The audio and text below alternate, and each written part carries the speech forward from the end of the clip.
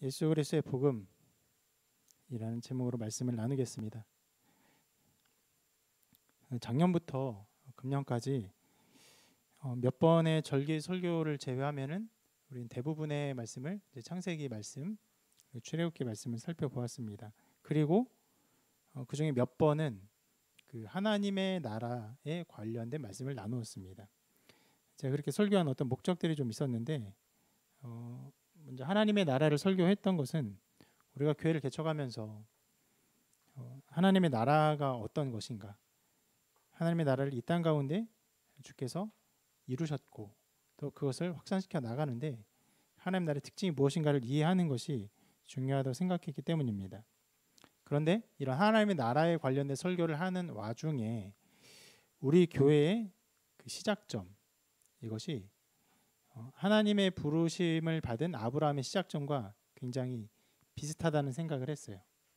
그래서 그때로부터 아브라함을 택하신 하나님의 그 섭리하심, 그리고 족장제를 통하여서 그 베푸신 하나님의 나라의 일들을 우리 함께 쭉 살펴보았습니다.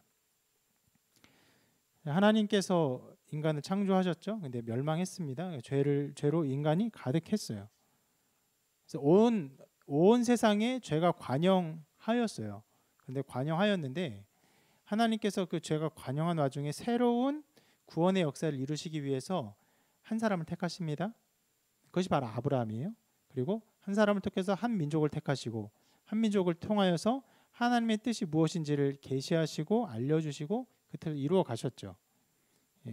그렇게 그 한 사람을 택한 시작점, 그리고 한 민족을 택한 이 모든 시작점들이 우리가 교회를 처음 개척하고 시작하는 이 시작점과 닮아 있어서 또 이 창세기 말씀을 계속 살펴보았습니다. 그래서 계속 보면서 출애굽기까지 살펴보았고, 출애굽하는 그 여정을 시작하는 것까지 우리가 보았는데, 그 이후에 계속 이제 살펴볼 것이 십계명을 받고 또 여러 가지 제사에 대한 것들을 받고 정복 전쟁, 광야의 생활을 하고 정복 전쟁하는 것들을 구약에 이거 살펴보아야 되는데, 그 이야기를 계속 보다 보면은 우리가 신약의 말씀을 너무 보지 못하는, 우리가 예배를 지금 주일에만 드리고 있지 않습니까? 그래서 신약을 보지 못하는 것들이 있어서 우리가 그 정복 전쟁을 가기 전에, 광야의 이제 일들을 하기 전에 이 말씀, 신약의 말씀을 살펴볼 필요가 있다고 생각을 해서 신약에서 가장 먼저 쓰여진 책,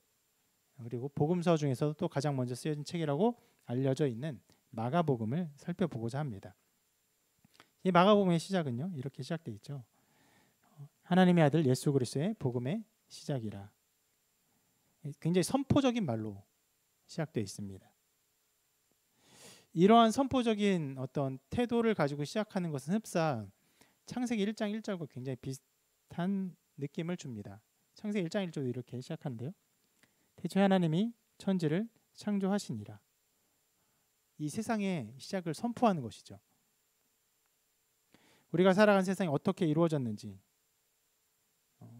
그리고 어디로 우리가 가는지, 그리고 인류가 이 모든 것을 알기를 원하고, 또 수많은 사람들이 이 세상의 근원과 목적을 알기 위해서 연구하고 또 그것을 알기 위해서 탐구를 하고 있습니다. 엄청난 노력을 기울이고 있어요. 그런데 그것을 성경은요, 아주 간결하고 분명하게 선포합니다. 하나님이, 태초에 하나님이 천지를 창조하시니라. 이 창조 안에는요, 우리가 그 이해하지 못할 것들이 엄청나게 많이 담겨 있을 것입니다. 그 중에 어떤 것들은요, 지금 우리에게 이것은 정말 이해하기 힘든 사실들이구나라고 그것을 우리가 밝혔고 드러나서 알게 되었죠. 어떤 것들은요, 수학적 난제로 이렇게 밝혀졌습니다. 또 어떤 것들은요, 철학적 난제로 우리에게 알려졌어요. 여러분, 세상 시작점을 생각해 보면요, 수학적인 것들, 또 철학적인 것조차도 굉장히 설명이 어려운 지점들을 우리가 만나게 돼요. 그리고 또 어떤 것들은요, 분명하게 우주 물리학적 현상 속에서 이 세상이 과연 어떻게 시작되었던 것인가, 굉장히 많은 의문을 가지고 풀 수 없는 난제로 우리 앞에 그 어려움들이 밝혀지고 있습니다. 그러니까 과학이나 수학이나 철학을 하면 할수록 모든 것을 선명하게 하는 것이 아니라 우리가 모르는 것들이 정말 풀 수 없는 난제들이 엄청나게 그 자신의 정체를 드러내고 있어요. 자, 사람들은 이 모든 것들을 풀면은 우주의 근원에 대해서 알 것이라고 생각하면서 그래서 노력을 기울이고 있습니다. 그 노력이 헛된 것은 아닙니다.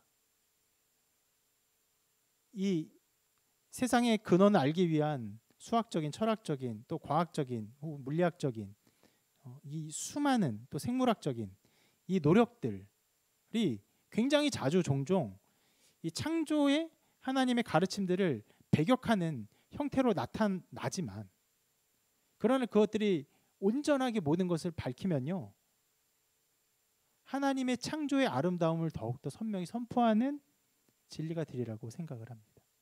그런 면에서 그런 노력들은 그 나름의 굉장히 좋은 가치들이 있다고 생각을 해요. 그렇지만 여러분, 실은 이 모든 난제들, 어려운 것조차도 알지 못했던 그때에, 인류의 시작점인 그 시점에 하나님은요, 이 모든 것을요 다 함축하셔서 단번에 선포하셨죠. 어떻게 해요? 태초에 하나님이 천지를 창조하시니라 라고 선포하셨습니다.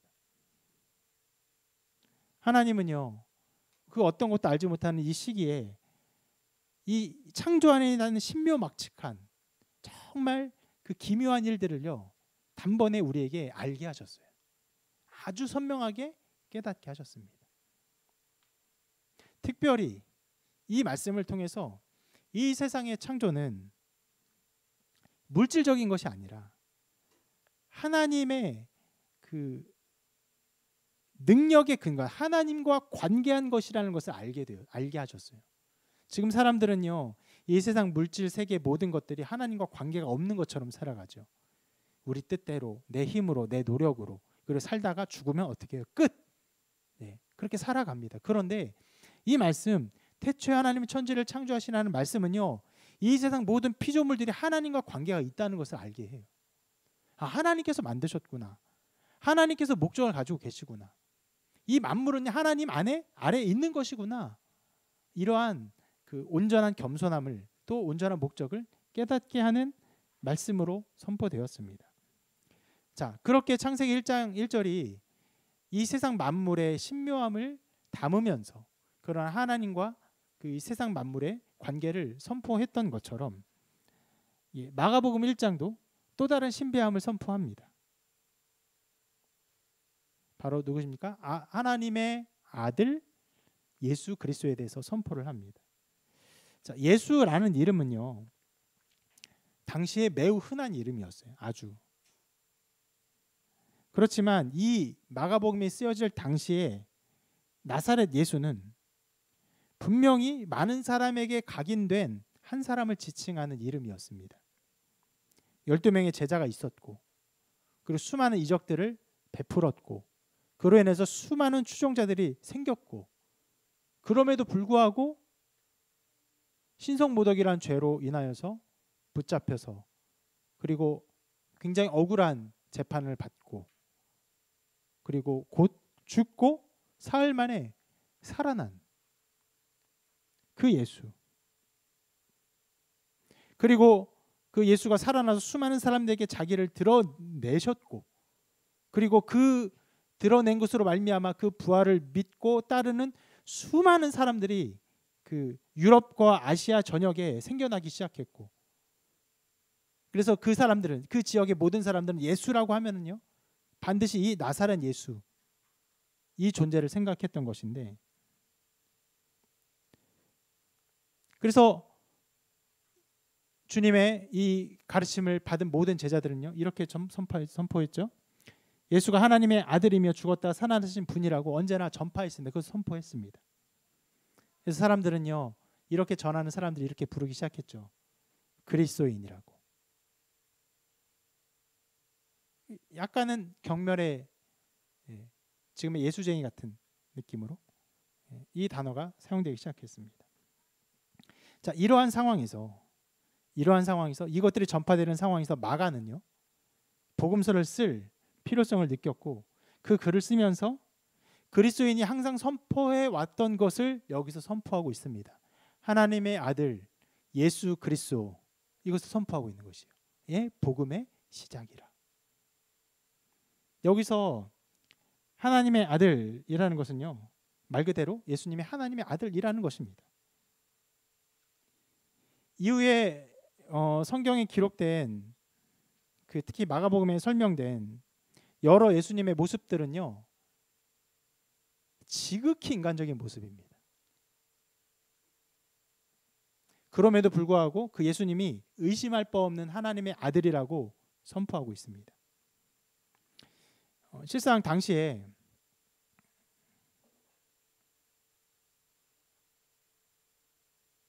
많은 사람들이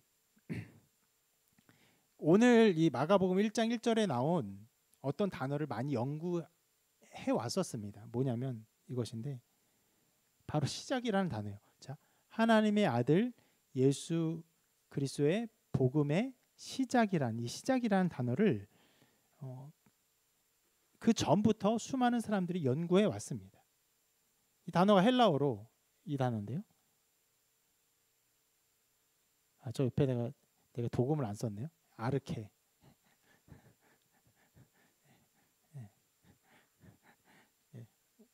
여러분 보는 순간 무슨 단어인지 가르쳐 주세요.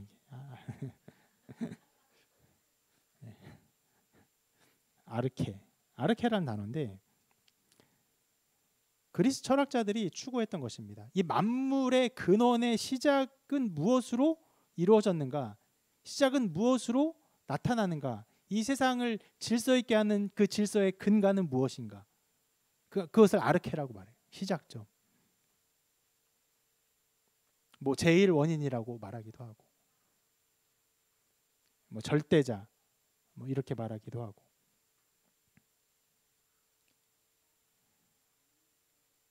자, 사람들은 그 세상 만물의 근원을 보면서 자연 현상과 심지어 인간의 마음의 작용들, 특히 도덕적인 작용을 보면서 우리의 도덕의 근원은 어디로부터 오는가? 자연 만물의 근원은 어디로부터 오는가? 물질의 근원은 어디로부터 오는가? 그 아르케는 그 시작점은 과연 무엇인가? 이거를 추구했단 말이에요.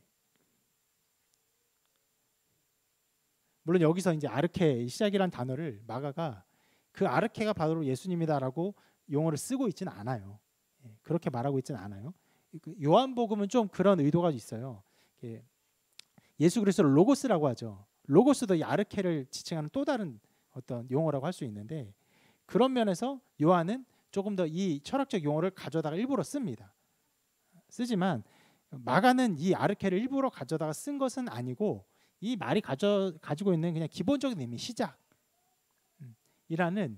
의미를 그냥 쓴 것으로 생각이 돼요. 그렇지만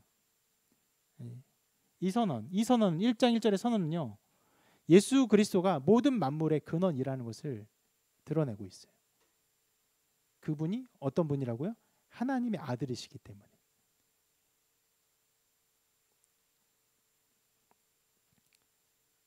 그리고 그리스도라는 단어는요. 일말의 오해의 여지 없이 바로 구약에서 예언된 메시아라는 것을 가리키는 단어입니다. 하나님의 아들이라는 단어는 실상 그 당시에 많이 쓰였던 단어예요.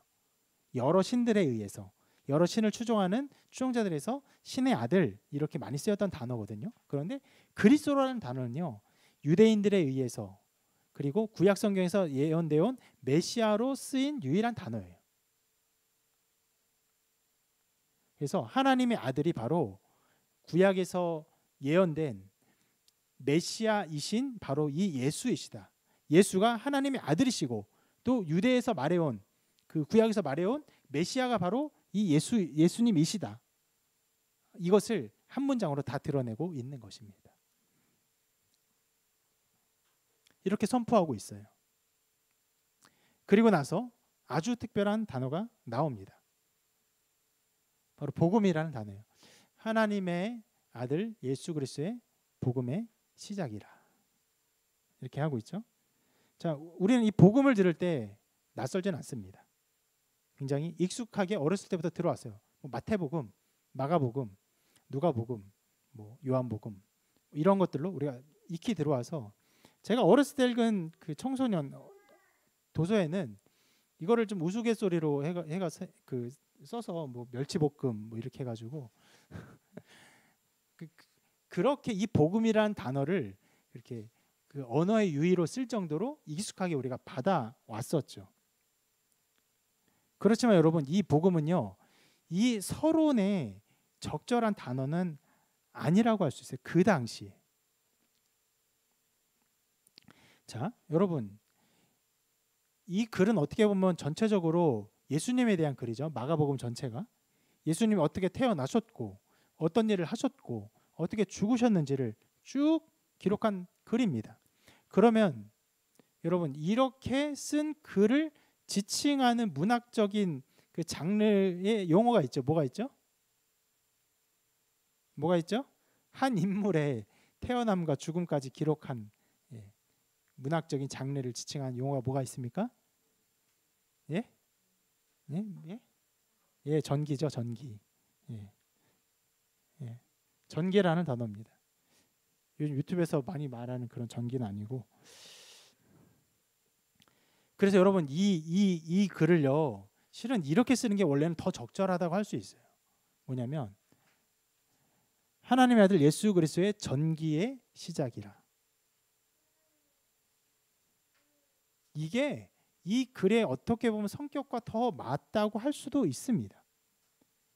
그런데 마가는요, 이 글이 전체적으로 전기, 한 사람의 인물에 대해서 쓰고 그 사람이 태어남과 죽음, 가르친 모든 것들을 담고 이런 전기의 요소를 가지고 있지만, 그렇지만 그럼에도 불구하고 전기라고 말할 수 없기 때문에, 그리고 이 독자들이 이 책을 보면서도 마가복음을 보면서 전기라고 이것을 접해서는 안 되기 때문에 이 단어를 쓴 거예요. 어떤 단어요? 예, 유앙겔리온, 복음이라는 단어를 일부러 쓴 것입니다.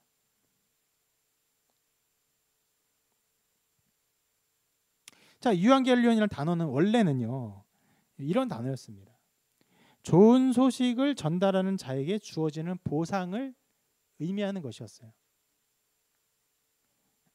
여러분, 여기서 이제 여러분 그 삶의 잠깐 지혜를 좀, 완전히 가외적인 얘기고 그 외적인 얘기지만 드리자면, 누군가에게 그 소식을 전할 때 좋은 소식이면 전하십시오. 나쁜 소식은 가능하면 여러분이 전하지 않는 게 좋습니다.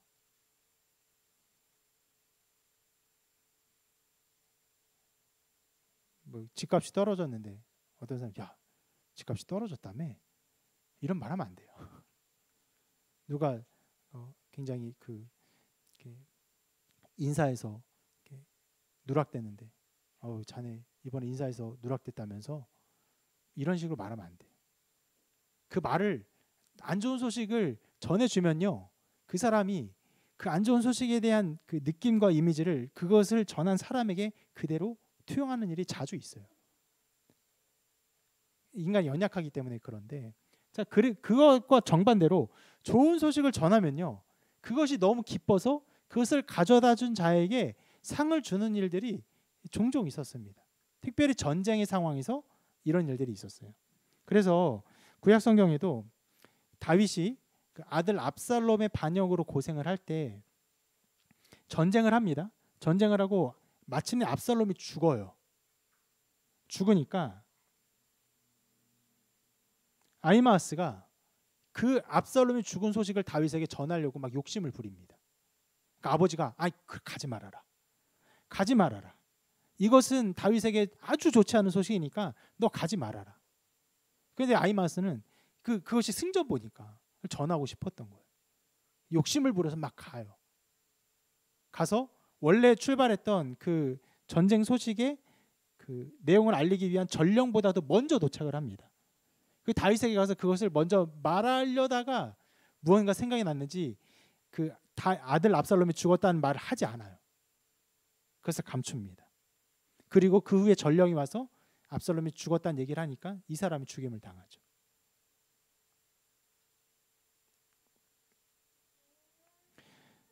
자, 이와 같이 그 좋은 소식을 전하는 자에게 주어지는 보상이 컸기 때문에 그것이 중요한 일이었기 때문에 유한결이라는 단어가 쓰였던 것이고 이것이 자주 쓰이다 보니까 그냥 이 말 자체가 그냥 좋은 소식을 지칭하는 용어로 쓰였습니다.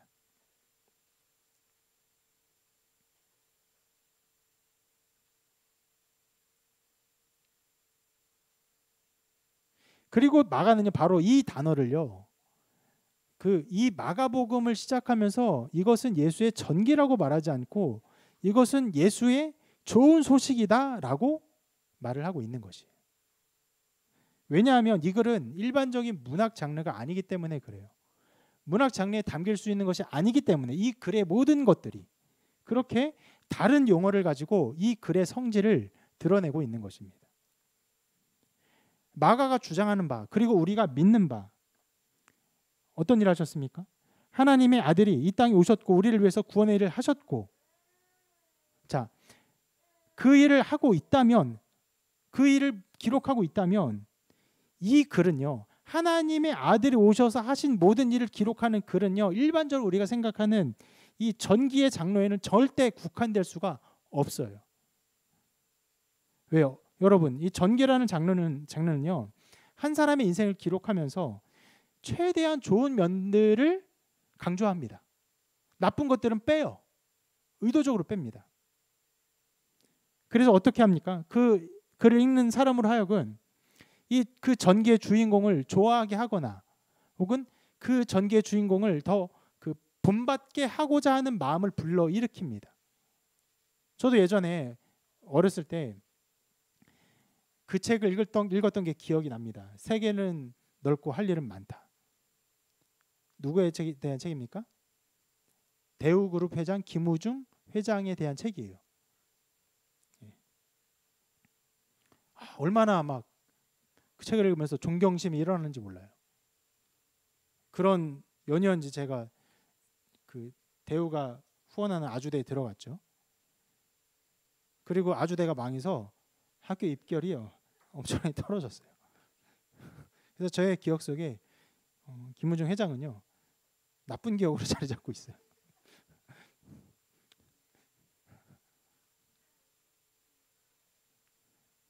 제가 어렸을 때 그런 책을 읽으면서 그 사람에 대해서 좋은 감정을 가질 수밖에 없었던 것은요 전기라는 내용의 특성이 그래요. 그 사람이 나쁜 것들은 빼요. 아주 나쁜 것도 뺍니다. 그리고 좋게만 생각하게 하는 편향적인 태도를 가지게 돼요.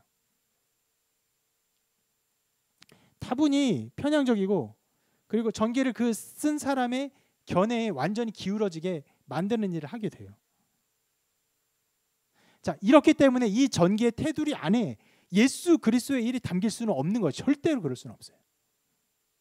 안타깝게도 여러분 사람들이 이 마태복음을 읽으면서 하나님의 아들 예수 그리스도의 복음의 시작이라고 읽어야 되는데 하나님의 아들 예수 그리스도의 전기의 시작인가 해서 이렇게 생각해서 그것을 읽어요. 그러면서 이거는 다 편향적이야. 이걸 쓴 사람이 예수에 대해서 정말 편향적인 시각을 가지고 그 편향적인 기록했기 때문에 이렇게 신성시 된 기록이라고 생각하기 마련이에요. 대체로 그렇습니다.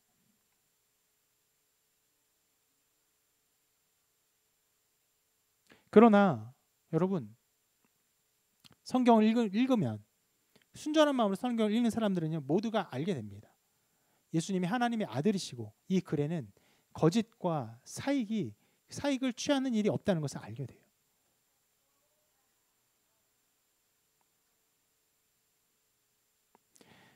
이 전기가 가지고 있는 어떤 특징들은 실은 이 성경이 이 복음이 가지고 있어요.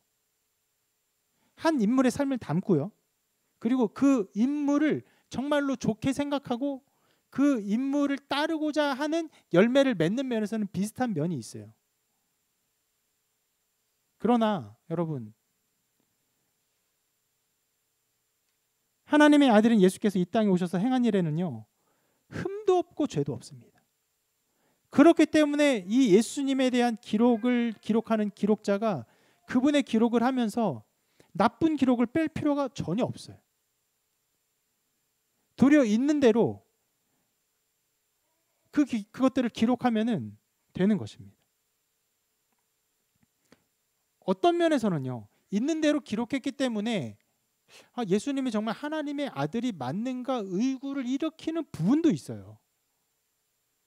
예수님께서 성전에 가서 막 분노하시고 채찍질하시는 장면이라든지, 예수님께서 겟세마네 그 동산에서 십자가를 지기 싫어서 그 고통스러워하며 이 잔을 내게서 옮기시옵소서라고 기도했던 내용이라든지, 그런 면면의 모습들은요, 그 후에 수많은 고대의 영웅들이 고대 영웅들이 보였던 것처럼 죽음을 정말 담대하게, 때론 불교인들도 그러죠.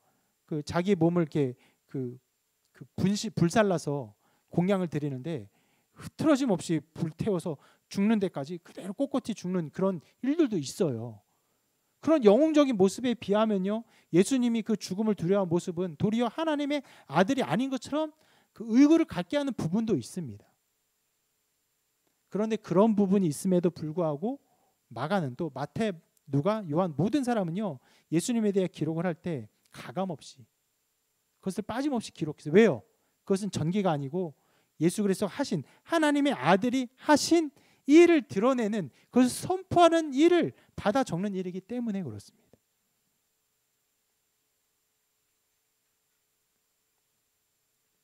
그래서 그것을 그냥 담으면 되는 것이에요. 그 기록을 담으면 되는 것이에요. 그리고 그 모든 기록이 인간의 기록이 아니라 하나님의 아들의 기록이기 때문에 이 책은 당연하게도 이거를 읽는 사람으로 하여금 하나님의 아들을 기뻐하는 열매를 맺게 합니다.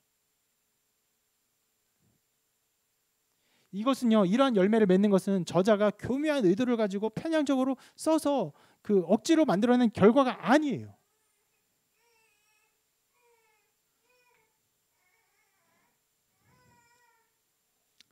최근에 예능이나 어떤 TV의 트렌드에도 이런 것들이 나타나는데, 그 PD나 그 어떤 제작자가 너무 지나친 의도를 가지고 그 시청자들이나 그것을 콘텐츠를 보는 사람들의 마음을 이쪽으로 이끌려고 하잖아요. 대부분 실패합니다.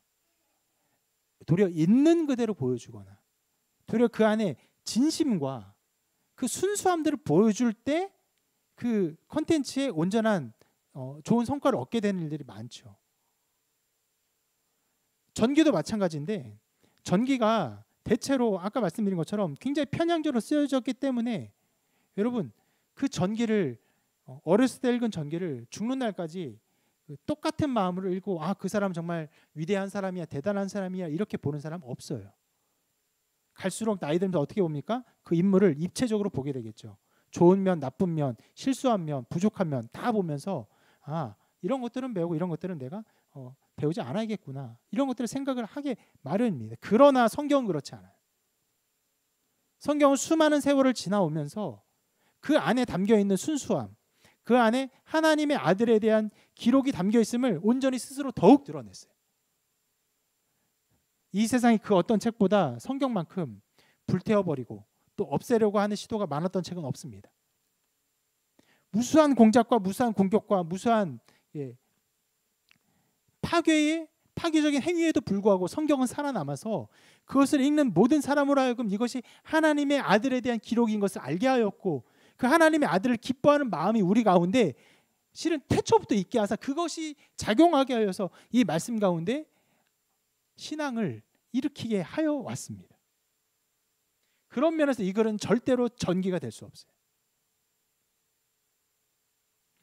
하나님의 아들이 이 땅에 오셔서 하신 일은요, 어떤 인물에 대한 어떤 그 찬양조의 글이 될 수가 없고, 하나님의 아들이 하신 일은요, 우리에게 무엇입니까?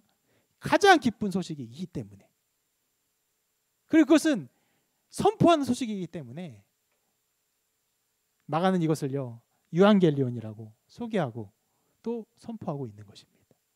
하나님의 아들 예수 그리스도의 유앙겔리온이다, 이렇게 선포하고 있는 것입니다. 여러분, 여기서 하나님의 아들 예수 그리스도가 우리에게 주어진 기쁜 소식이라는 것을 다시 한번 기억하십시다. 왜냐하면 여러분, 우리는 신앙생활 할 때 되게 자주 우리가 느끼는 어떤 감정들이나 혹은 초자연적인 일들에 대해서 주목하고는 합니다. 무슨 얘기냐? 예를 한번 들어볼게요. 어떤 지체가, 우리 교회 어떤 지체가, 실례가 아닙니다. 가상이에요. 그러나 실례일 수 있어요. 얼마든지. 예. 아침 말씀 묵상을 내일 들어야겠구나 생각을 하고 잤는데 그런 의지와는 상관없이 잠을 깊이 자버린 거예요. 그래서 완전히 늦어버려서 말씀도 보지 못하고 후다닥 나갔어요. 마음속에 내가 말씀을 보려고 했는데, 말씀을 하루를 시작하려고 했는데 참 나태하고 게으르구나, 이런 죄책감을 가지고 자책감을 가지고 갔어요. 출근을 하는데 자기가 꼭 타야 되는 통근버스가 왔어요. 그리고 기가 막히게 좋은 타이밍에, 저걸 안 타면 완전히 지금 난리가 났는데 기가 막히게 그것을 딱 타고, 심지어 그 근래에는 보지 못했던 빈자리가 있는 거예요. 노약자석이 아닌 빈자리. 편한 마음으로 거기 앉았어요. 그러고 나니까 하나님이 나를 사랑하시는 것 같아요. 하나님 나를 정말 절묘하게 섭리하시는 것 같아요. 자, 이런 예인데, 가상의 예인데 이것이 우리의 연약함을 보여줘요. 실은 그 상태는요, 말씀을 향한 열심과 노력이 완전히 깨지고 좌절되어서 하나님 앞에 큰 자책감을 가지고 회개하거나 자기를 돌아봐야 될 마음이 분명해야 되는데, 그 말씀과 함께하는 것과는 관계없이 내게 주어지는 어떤 몇 가지 좋은 일들, 몇 가지 그 상황으로 인해서 하나님이 나를 그렇게 인도하셨다는 착각 속에 빠진 일들이 굉장히 자주 있다는 것이에요.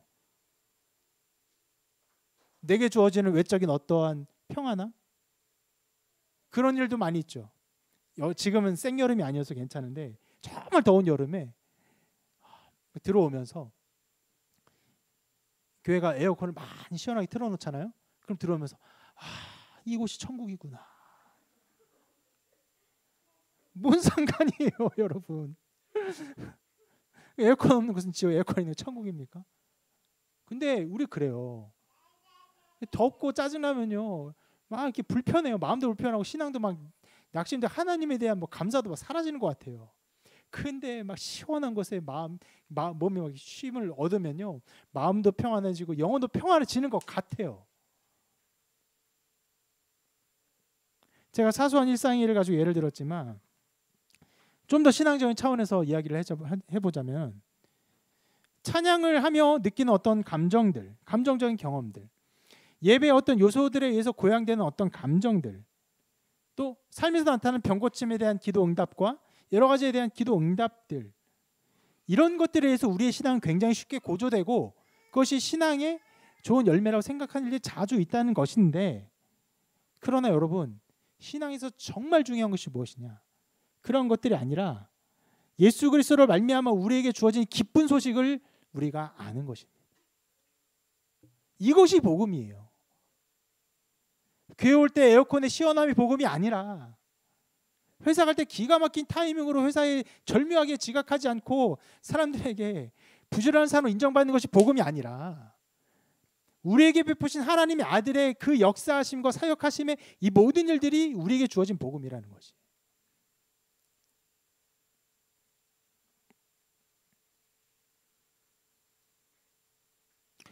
전쟁에서 일어난 그 모든 일들, 거기서 승전가를 부르고 그것을 전해주는 것이 기쁜 소식인 것처럼, 그리스도께서 우리를 위해서 하신 그 모든 일을 전해주는 것이 복음. 우리와 상관없이, 우리에게 일어나는 어떤 일과 상관없이 그 모든 것을, 운명을 결정짓는 것을 우리에게 가져다 준 것을 듣는 것이 복음이에요. 여러분, 전쟁에서 소식을 듣는 사람이 굉장히 변비로 불편했어요. 한 5일간 화장실 가지 못해서 너무너무 배가 아프고 불편한 거예요. 짜증이 나고. 그런데 전쟁에서 이겼다는 소식을 들었어요. 그럼 이 사람이 어떨까요? 그 불편함이 여전히 남아 있을까? 아니면 그것이 다 사라지고 그 기쁨의 환희 속에 젖어들까요? 당연히 환희 속에 젖어들겠죠. 자기 불편함은 불편한 것이고 그 전쟁을 해서 나라가 온전히 될 거 아니에요. 나라가 승리를 거둔 것이잖아요.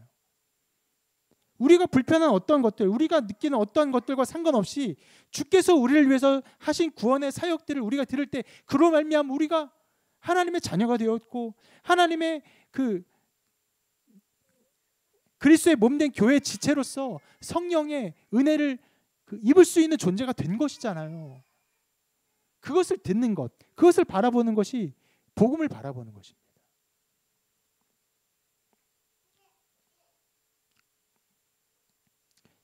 그럼 여러분 이 마가가 전한 보세요. 하나님의 아들 예수 그리스도의 복음의 시작이라고 선포하면서 이것을 우리에게 전해주려고 하는 것처럼 우리는 그것을 받는 자로서 어떤 태도를 가져야 됩니까? 그 기쁜 소식에 관심을 가져야 돼요. 그것을 듣는 일에 관심을 가져야 돼요. 이 책에 나타난 하나님의 아들이 하신 일에 관심을 가져야 되는 것이에요. 그런 여러분 태도가 되기를 바랍니다. 그리고 이 유앙겔리온의 동사형인 유앙겔리조라는 단어는요, 이 기쁜 소식을 전하는 일, 쉽게 말하면 복음 전파입니다. 기쁜 소식을 전하는 일의 이제 단어인데 여러 성경 구절에서 이 단어를 사용합니다. 몇 군데를 살펴보면요. 같이 한번 읽어볼까요? 시작. 천사가 이르되 무서워하지 말라. 보라 내가 온 백성에게 비칠 큰 기쁨의 좋은 소식을 너희에게 전하노라. 유앙겔리조마이 오늘 다윗의 동네에 너희를 위하여 구주가 나셨으니 곧 그리스도 주시니라. 또 한번 읽어볼까요? 주의 성령이 내게 임하셨으니 이는 가난한 자에게 복음을 전하게 유앙겔리사스타이 하시려고 내게 기름을 부으시고 나를 보내사 포로된 자에게 자유를 눈먼 자에게 다시 보게 함을 전파하며 눌린 자를 자유롭게 하고 주의 은혜를 전파하게 하려 하심이라 하였더라. 또 한번 해봅시다. 시작. 보내심을 받지 아니하였으면 어찌 전파하리요. 기록된 바 아름답도다 좋은 소식을 전하는 유앙겔리조메논 자들의 발이여 함과 같으니라. 자, 이렇게 유앙겔리조라는 단어가 다양한 뒤에 이렇게 어미의 변화는 신경 쓰지 않으셔도 돼요. 이렇게 쓰였는데, 자, 처음 말씀은요 천사가 전하는 것이에요. 천사가 좋은 소식을 전할 때 이 단어를 썼고요. 두 번째는 예수님께서 이 말씀을 전할 때, 좋은 소식을 전한다고 할 때 이걸 썼고요. 세 번째는요 사도들이 이 복음을 복음 전하는 자들이 이것을 전할 때 이 단어를 썼습니다. 이 모든 상황에서 유앙겔리조 복음을 전하다라는 이 단어는요 일상적인 그냥 이야기도 아니에요. 그리고 대화도 아닙니다. 이것은요 언제나 하나님이 하신 일을 선포하는 의미로 쓰였어요. 자, 이러한 의미로 쓰였기 때문에 이 유앙겔리조는요 어떤 일에 또 어원이 되냐면요 바로 제가 하고 있는 이 설교의 어원이 되기도 합니다. 우리가 예배를 드리면서 설교를 매우 중요하게 생각해야 하는데 그것은 하나님이 자신을 드러내신 방식이 바로 이 유앙겔리온을 유앙겔리조 하는 거예요. 하나님이 자신을 이 유앙겔리조를 통해서 드러내셨어요. 그리고 이것을 드러내는 이 설교가 이 유앙겔리조가 그런 면에서 중요한 것입니다.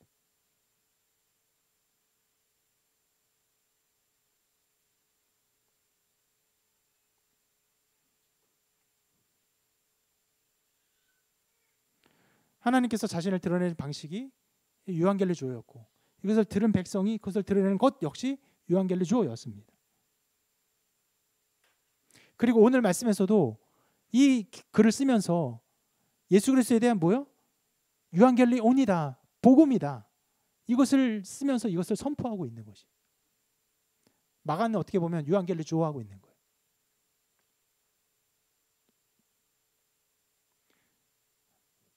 설교는요 하나님께서 자신의 뜻을 드러내신 방식을요 그대로 나타내는 것입니다. 무슨 말이냐? 하나님께서는요 우리 인간에게 이것을 주셨습니다. 바로 인지를 주셨어요. 이것을 통해서 이 인지 속에서 자신을 드러내기를 하나님이 기뻐하셨어요. 식물들, 곤충들, 동물들에게는 우리에게 인간에 있는 인지가 있지 않습니다. 특별히 인간에게 이러한 특별한 인지를 주셔서 이 인지 속에서 하나님의 존재를 알게 하시기를 하나님이 기뻐하셨어요.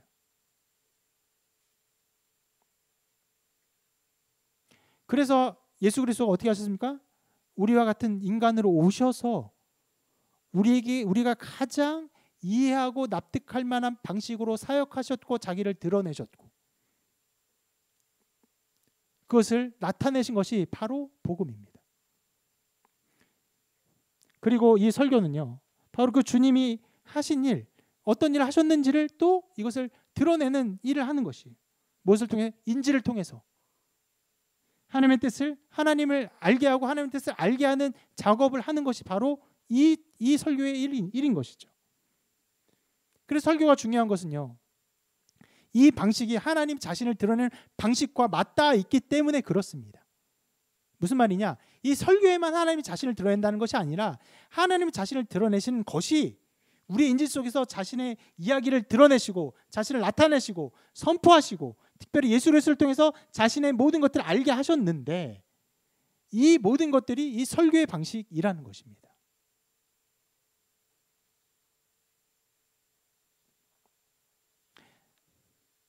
이것은요, 여러분, 그러면 이렇게 생각할 수 있어요. 하나님이 그러면 왜 이 인지라는 방식을 통해서 하나님을 알기를 기뻐하셨을까? 이렇게 생각해 볼 수 있죠. 그렇게 생각 안 할 수도 있어요. 왜냐하면 인지가 아닌 것을 인지할 수 있는 방법은 없어서 우리가 인지 외의 것으로 하나님을 아는 것들을 상상할 수는 없어서 이것을 생각하기는 어렵지만 그러나 하나님 분명히 지금 인지를 통해서 자신을 드러내고 그것을 아는 것을 통해서 하나님을 알기를 기뻐하셨어요. 왜 그것을 기뻐하셨냐면은 성부와 성자가 서로를 아는 방식에 근거해서 이것을 말씀드릴 수 있어요.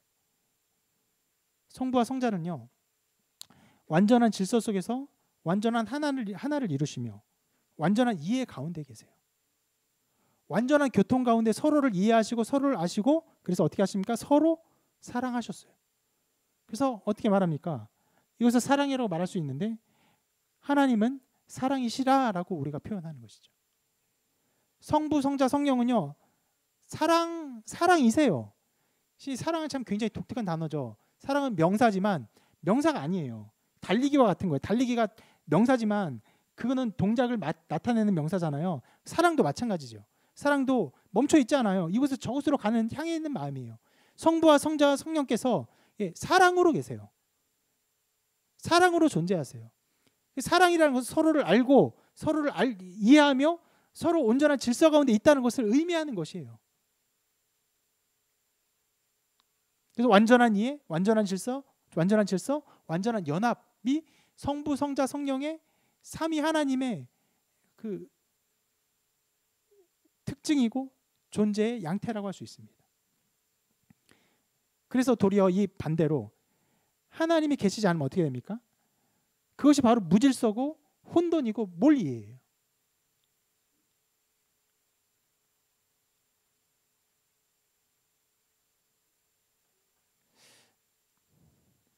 하나님이 계시지 않은 곳을 생각하기 싫으면 어렵긴 어려워요. 왜냐하면 하나님은 모든 곳에 계시기 때문에. 그렇죠? 하나님이 계시지 않는 곳을 생각할 수는 없는데 그러나 분명히 하나님이 천지를 창조하실 때도 이 혼돈 속에서 하나님이 질서를 드러내시며 창조를 창조하셨다고 말씀하시거든요. 자, 그런 면에서 악에 대한 정의도 이렇게 말할 수 있어요. 악은요, 어떤 나쁜 행동이 아니라 되려 이것이죠. 선의 부재예요.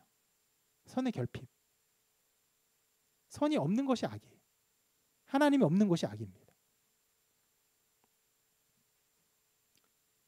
자, 이렇게 말씀드리는 것은요, 하나님의 존재에 대해서 말씀입니다. 하나님 성부, 성자, 성령의 존재, 완전한 이해, 완전한 그리고 그 질서, 완전한 사랑, 완전한 하나됨, 완전한 연합.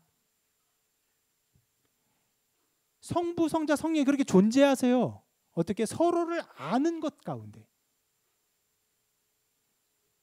그것을 통해서 성부, 성자, 성령이 사랑으로 하나 되어 계시기 때문에 그것의 피조물인 하나님의 피조물 우리도 어떻게 하나님 아냐? 하나님을 아는 방식으로, 하나님을 이해하는 방식으로 우리가 하나님을 이해하게 하셨습니다.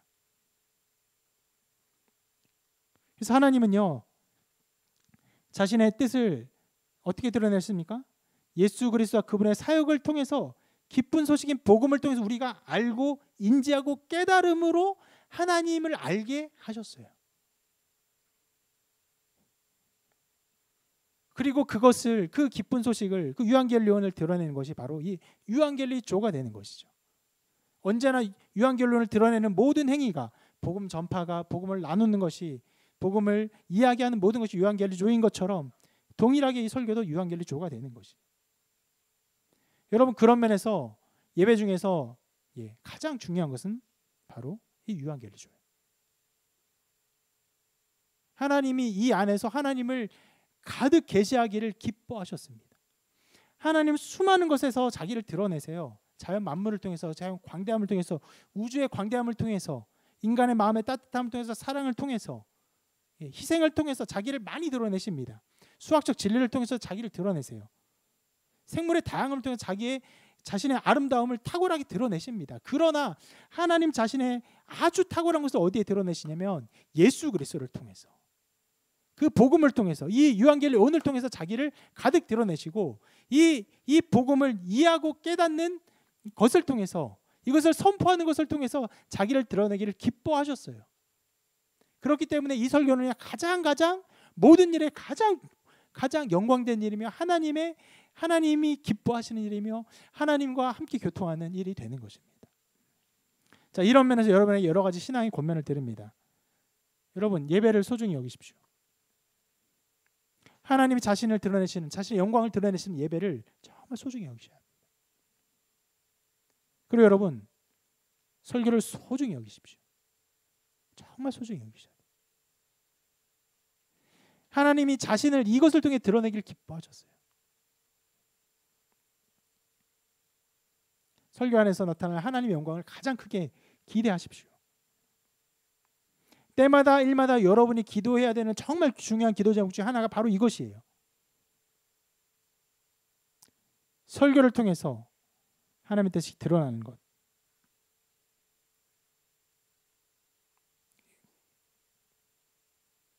이것을 기대하셔야 됩니다. 때로 여러분, 그 대표 기도할 때, 제가 아직 대표 기도를 어떻게 해야 되는지 정확하게 가르친 적이 없는데요, 여러분뿐 아니라 또 많은 사람들이 대표 기도할 때 나라의 어려움을 위해서 기도하고, 또 지체들의 어려움을 위해서 기도하고, 또 하나님의 도우심을 구하는 여러 기도를 하게 되는데요, 여러분, 가장 중요한 것은요, 설교를 위해서 기도해야 돼요. 하나님이 자신을 가장 선명하게 드러내시는 그 복음의 방식인 이 설교에 하나님의 영광이 가장 충만히 드러나기를 여러분 간절히 기도해야 돼요. 어느 정도까지 기도해야 되냐면요, 제가 그 기도에 부담이 돼서 큰 압박을 느낄 정도로 기도해야 돼요.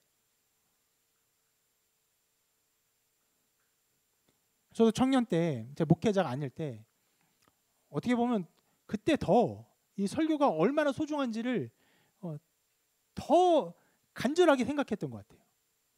그래서 때때로 그 주일 예배를 위해서 기도할 때 설교자를 위해서 정말, 또 설교의 시간을 위해서 간절히 기도했어요. 듣는 목사님 부담될 정도로, 듣는 목사님 민망할 정도로. 여러분, 그렇게 간절히 하면 저도 민망할 정도로 부담이 될 게 분명합니다. 저는 부족한 존재거든요.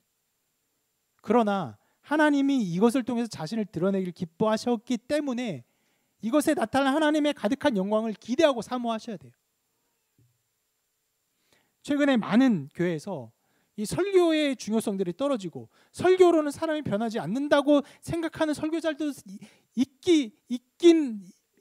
있고, 하지만 여러분, 하나님이 자신을 드러내시는 방식인 이 말씀 선포, 말씀을 통해서, 예수 그리스도의 일을 통해서 자기를 드러내는 이 기뻐하신 이 방식을 우리가 정말 간절한 마음으로 사모하고 사랑해야 됩니다.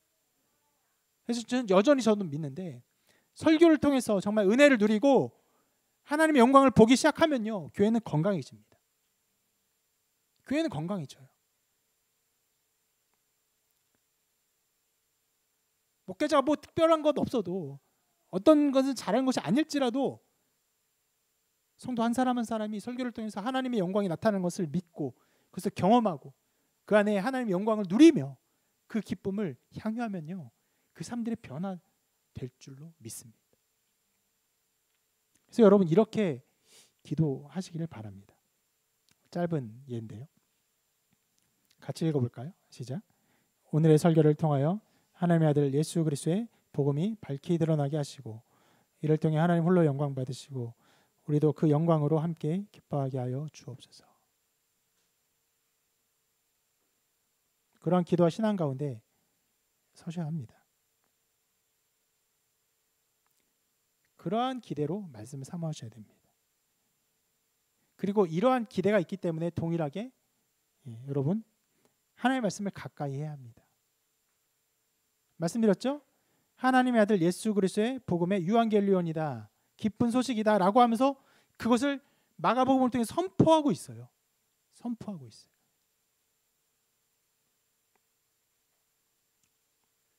그 말씀을 보면서 우리 안에 하나님을 알게 하시는 은혜가 있기를 기대하며 말씀을 사모해야 합니다. 이 모든 것을 통해서 하나님을 알고 예수 그리스도를 알고 또 하나님 아버지를 알기를 더욱 기뻐하시는 여러분 되시기를 바랍니다. 여러분 신앙적인 여러 감정들이 우리의 신앙생활에 일어나거든요. 일어나고 여러 의지들도 생겨나는데 그런 모든 신앙적 열매, 모든 의지, 모든 감정 가운데 하나님을 기뻐하고 하나님께서 어떻게 사역하신 것인지를 알고 그것을 즐거워하며 그것을 알기를 간절히 기대하는 마음이 없다면 여러분의 그 신앙적 감정은요, 공허한 종교적 망상에 불과한 수 있어요. 정말 여러분이 예배를 드리고 신앙생활하면서 하나님을 더 알기를 바라고 하나님이 어떻게 자신을 드러내기를 기뻐하시는지를 소망하고 기대하고 그분에 대한 사랑과 관심과 애정이 일어나야 합니다. 그 신앙이 아름다운 열매인 것입니다. 여러분 이러한 열매를 가득 맺으시고 이런 기도에서 살아가시는 여러분이 되시기를 주님의 이름으로 축원합니다.